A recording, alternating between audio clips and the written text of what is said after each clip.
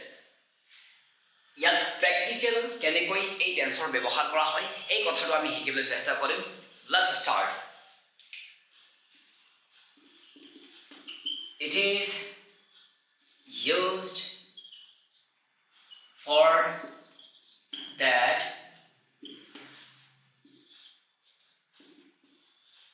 action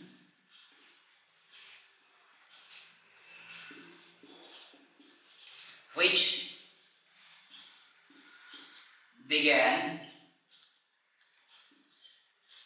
in the past and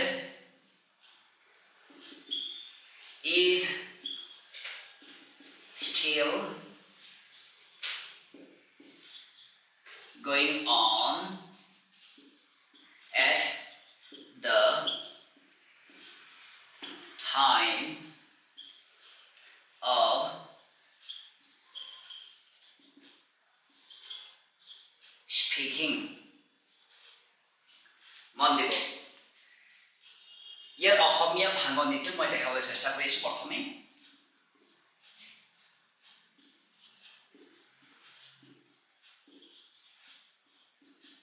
কিবা এটা কাম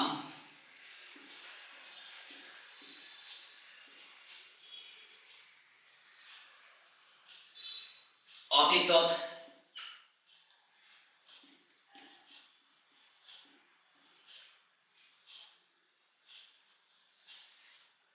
আৰম্ভ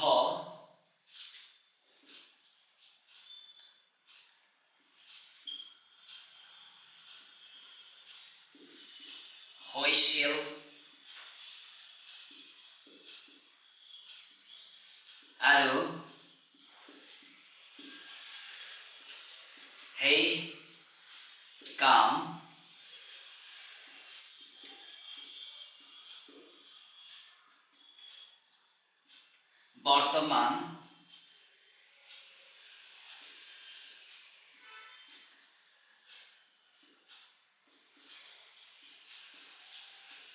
বৰ্তমান সময়লৈকে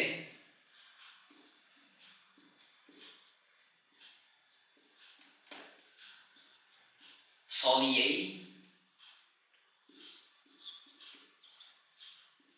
আছে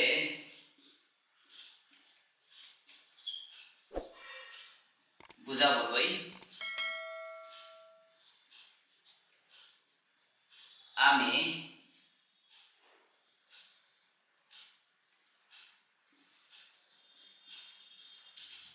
present perfect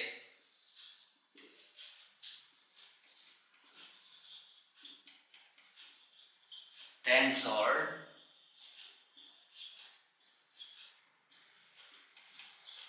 har কৰো কি লিখা হ'ল কিবা এটা কাম অতীতত আৰম্ভ হৈছিল আৰু সেই কাম বৰ্তমান সময়লৈকে চলিয়েই আছে বুজোৱা মানে আমি প্ৰেজেন্ট পাৰফেক্ট কন্টিনিউয়াস টেন্সত ব্যৱহাৰ কৰোঁ ঠিক আছে তো এই কথাটো পাৰিলে লিখি লৈ ল'ব মই এইটো অলপ ইৰেজ কৰি দিওঁ মুছি লওঁ ঠিক আছে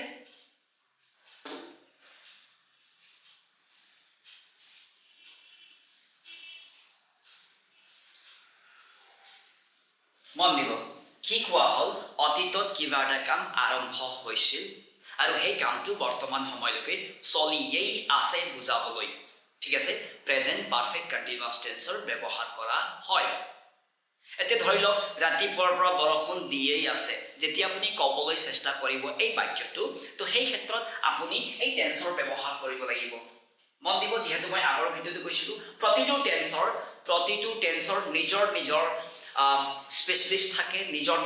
কাম থাকে ডিপাৰ্টমেন্ট থাকে এই ডিপাৰ্টমেন্ট বা এই টেন্সে কি কৰে যে কিবা এটা কাম আৰম্ভ আগতে হৈছিল হ'ব লাগিব আৰু সেই কামটো এতিয়ালৈকে চলিয়েই আছে বুজাবলৈ ঠিক আছে তো এই টেন্সত অহা সেন্টেন্সবোৰ কেনেকুৱা হয় চাব প্ৰথমে ফ্ৰেমৱৰ্কটো পাই লওঁ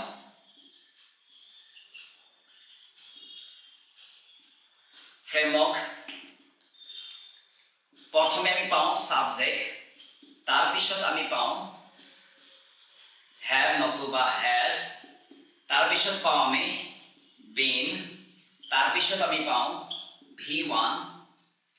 তাৰ পিছত আমি পাওঁ এইটো এটা লাইনত কৰা নাই জাস্ট মই ইৰেজ কৰিব বিচাৰিছো এটা লাইনত লিখি আমি ভালকে বুজিব চেষ্টা কৰিম সাবজেক্ট পালো আমি তাৰ পিছত have has তাৰ পিছত been তাৰ পিছত v1 তাৰ পিছত ing তাৰ পিছত object দেখা পালে তো মন দিব এই ফ্ৰেমৱৰ্কত সেন্টেন্স লিখা মানে হল এই অৰ্থ কৰা এই অৰ্থটো কি আছিল যে ইয়াত থকা অৰ্থটো কামটো আৰম্ভ হৈছিল এতিয়ালৈকে চলিয়েই আছে বুজাবলৈ প্ৰেজেন্ট পাৰফেক্ট কন্টিনিউয়াস টেন্সৰ ব্যৱহাৰ কৰা হয় বুজি পাইছেনে বাৰু মন দিব কিবা এটা কাম আৰম্ভ হৈছিল এতিয়ালৈকে চলিয়েই আছে ধৰি লওক আপুনি ৰাতিপুৱা আৰম্ভ কৰিছিল গা ধোৱা কামটো এতিয়ালৈকে গা ধুইয়েই আছে ঠিক আছে ইয়াক বুজাবলৈ আমাক প্ৰেজেন্ট পাৰফেক্ট কন্টিনিউয়াস টেন্সৰ ব্যৱহাৰ কৰিব লাগিব বলকচোন আমি সেন্টেন্সটো চাওঁ সাবজেক্ট এটা লওঁ সাবজেক্ট মানে কৰ্তা এতে কৰ্তা মানে আপুনি হ'ব পাৰে মই হ'ব পাৰো ঠিক আছে যোনে কৰে তেখেত হ'ল কৰ্তা ঠিক আছে তো মই লৈ আছো ইউ মানে আপুনি বা তুমি ঠিক আছে ইউটো অলপ ভালকৈ লিখি দিওঁ মই ইউ তাৰপিছত হেভেজ কি আহিব এইটো আপোনালোকে পাইছিলে হেভ আহিব হয়নে ইউ হেভ তাৰপিছত কি আহিব বিন আহিব B double E N been তাৰপিছত মেইন ভাৰ্বটো আমি লিখিম সুইম এস ডব্লিউ আই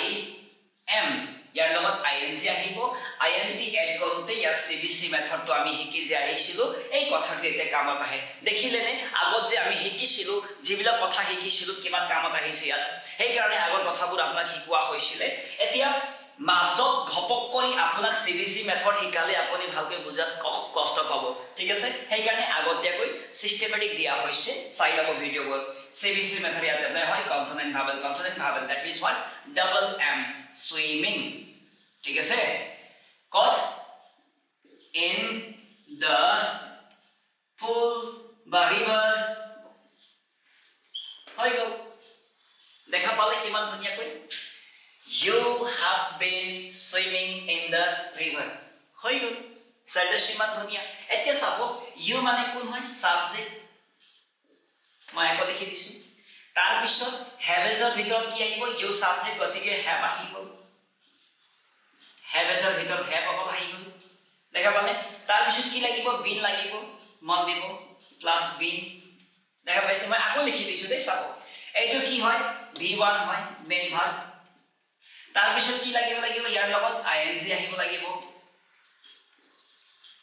বাকিখিনি অবজেক্ট প্লাস অবজেক্ট দেখা পাইছে নে কিমান সহজ বাক্য হয় ঠিক আছে মন দিব সিস্টেমেটিক যাবলগিয়া হয় ঠিক আছে মই আৰু এটা বাক্য কৰি লিখি দেখাই দিম এই সেন্টেন্সৰ মানে কি হয় মন দিব you have been swimming in the river মানে হল আপুনি ৰিভাৰত নদীত সাঁতুৰিয়েই আছে এতিয়া বহুতে কয় যে এই প্ৰেজেন্ট পাৰফেক্ট কন্টিনিউয়াস টেন্সত সিন্স ফ্ৰম ফৰ আহিবই লাগিব কিন্তু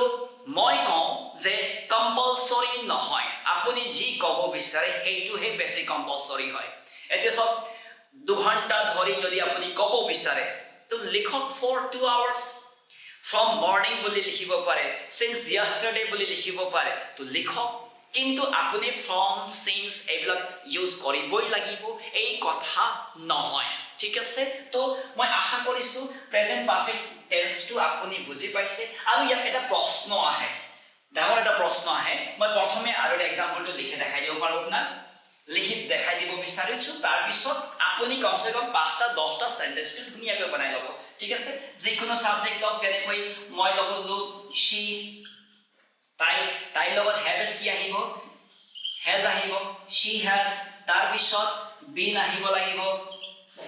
লাগিব হয়নে she has been তাৰ পিছত মেইন ভাৰ্ব আহিল লম আমি সব s h o p plus ing সব ইয়াত সিবিসি মেথড আহিব ডাবল p হ'ব লাগিব মন দিব ing shopping ঠিক আছে in the mall she has been shopping in the market in the mall ji lagaব lage jot shopping kori ase jat bazar kori ase mon dibo to ki koa hol she has been shopping in the mall mane hol tai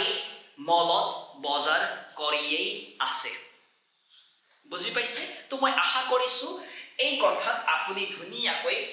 বুজিব পাৰিছে আৰু ইয়া confuse হোৱা কথাটো মই অলপ erase কৰিব বিচাৰিছো ঠিক আছে সবতকৈ ডাঙৰ কনফিউজনটো কি আহে যে প্ৰশ্ন আহে এটো মই যেটো দেখিছো প্ৰায় ছাত্ৰ ছাত্ৰীসকলৰ অসুবিধা দেখিছো যেটো 10 বছৰ কেৰিয়াৰত আইএলটিএছ টিচিং কৰি থকা অৱস্থাত মই যি দেখিলো হেতু ক'ব বিচাৰিছো যে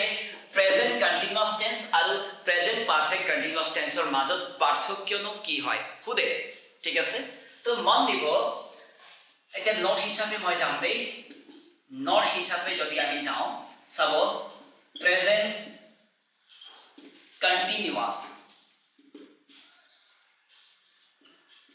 কন্টিনিউয়াস টেন্সৰ কি হয় আৰু নেক্সট নোটটো কি হয়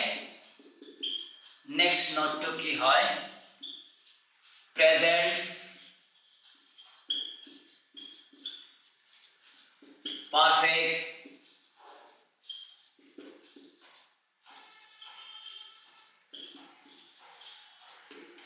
perfect continuous tense mon debo present continuous present perfect continuous tense etia mon debo ei present continuous etu duitai continuous choli thoka hoy এই প্ৰেজেন্ট কন্টিনিউয়াসটো জাস্ট আমি যেটো প্ৰ্যাকটিক্যালি লাইফত পাও এই তাক লৈ হেয়াৰ ওপৰত ভিত্তি কৰি আপোনাক দেখুৱা হৈছে এই কথাটো কোনোবাই শিকাইছে শিকোৱা নাই মই নাজানো কিন্তু আইএলটিএছ সদায় শিকায় মন দিব short time going on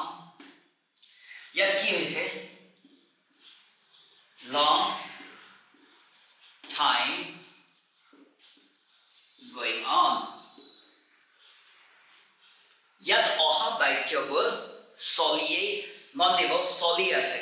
present continuous tense oha baikyobur soli ase moi pohi asu moi heki asu short time etia hoi ase aro just current ot present ot hoi ase that means present continuous tense aru present perfect continuous tense long time going on mane hol soliye ase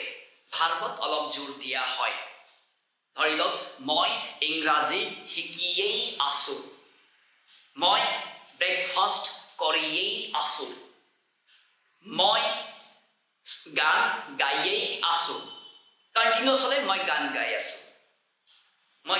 আছো present perfect continuous মানে হল মই গান গাইয়েই আছো যেটো প্ৰ্যাকটিক্যাল লাইফত দেখা যায় ইয়াক লৈ এই কথাটো দিয়া হৈছে নোটটো ধুনিয়াকৈ লৈ লব তো মই আশা কৰিছো এই কথাটো আপুনি ধুনিয়াকৈ তন্নতন্নকৈ বুজি পাইছে ইয়াকে কৈ মই ইয়াৰ সৰু ভিডিও মই ইয়াতে সামৰণি মাৰিছো ধন্যবাদ